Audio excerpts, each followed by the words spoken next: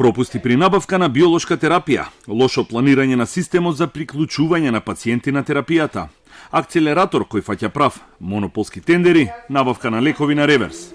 Ова се дел од наодите на државните ревизори за работењето на клиниката за онкологија во 2021 година.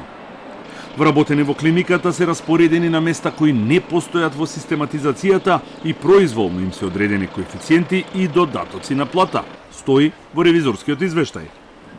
Забелешки има и околу набавката на опрема и материјали, а класичен пример за тоа е акцелераторот, кој според Министерството за здравство е набавен во 2021 година, но никогаш не е поставен во клиниката, се чува во складиште за кое се плаќа кирија.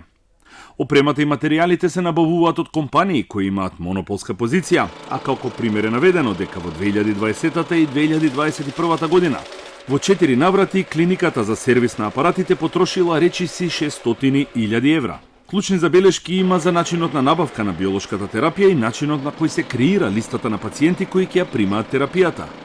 Клиниката купувала биолошка терапија од само еден доставувач, и тоа на реверс, без одобрени средства од Фондот за здравство. Во моментот на ревизијата, клиниката е тужена од повеќе оператори за долг во висина од 885 милиони денари или 14 милиони евра, од кои дури 94% се фактури за набавка на лекови и медицински материјали. Кога станува збор за процесот на терапирање на пациентите, ревизорите утврдиле дека нема протокол и дека докторите одлучуваат кој ќе ја добие биолошката терапија, без да се провери залихата на терапијата и дали е доволно за пациентите кои веќе се поставени на оваа терапија.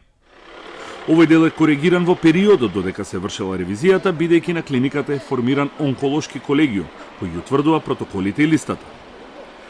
Сериозни забелешки има и околу евидентирањето и сметководството, бидејќи ревизорите утврдиле запишани погрешни количини на залихи на лекови и погрешни износи во фактури за лекови во дневната болница. Минатиот месец, медицинска сестра од дневната болница на клиниката со 10 годишен работен стаж украде 20 ампули од различни видови цитостатици вредни неколку илјади евра. А откако беше фатена преку видеонадзорот, се предозира соапчиња и беше хоспитализирана на клиниката за токсикологија.